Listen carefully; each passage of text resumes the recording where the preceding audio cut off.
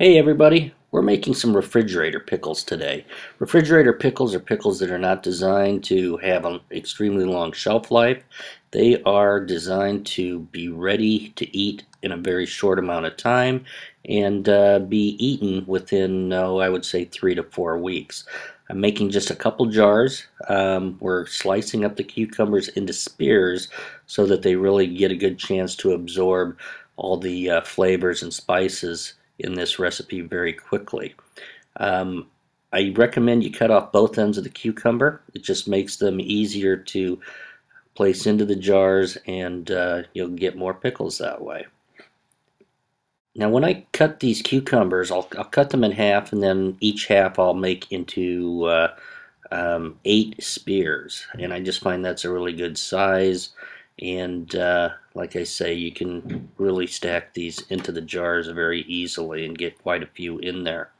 Once we're done cutting these cucumbers into spears, we add garlic into the jars. You can crush this garlic, you can chop the garlic, just depending on how much garlic flavor you want.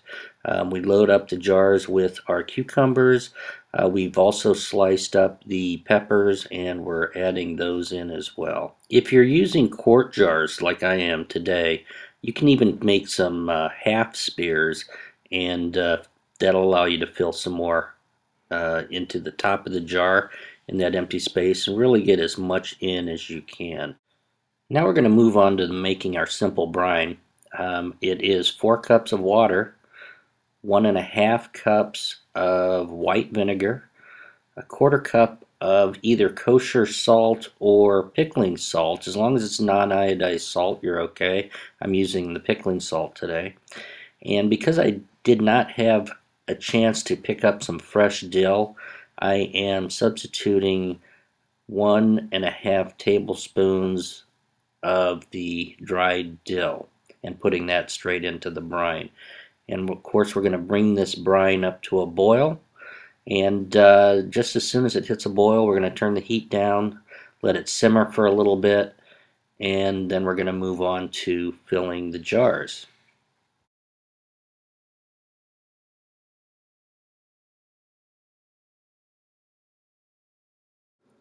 Now you want to be very careful when filling these jars. The brine, of course, is very hot.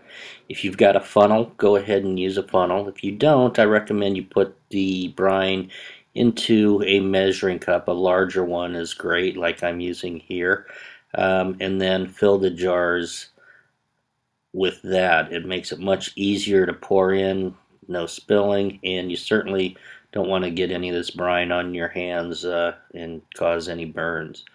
But as you can see, I'm pouring the brine into the jars. You do want to leave a little bit of space between the top of the jar and where you fill the brine to. Leave about a little under 1/4 inch. We're also going to use a butter knife, and we're going to stick it in there, and that'll help remove some of the air bubbles that can get trapped at the bottom of the jars as you're filling these.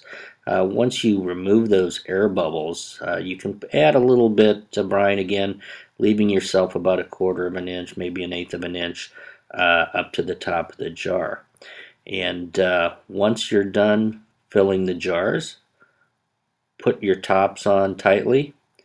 And then we're going to set the jars just on the counter for a little bit, let them cool, and then from there, since we did not really give these a hot water bath for any extended period of time, they're going to go straight into the refrigerator. And you'll want to refrigerate these for 24 to 48 hours before eating so that they can absorb all that wonderful pickling flavor, and then you'll be able to eat and enjoy.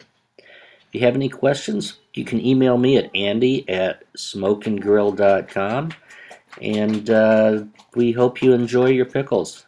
Thanks a lot. We'll see you next time.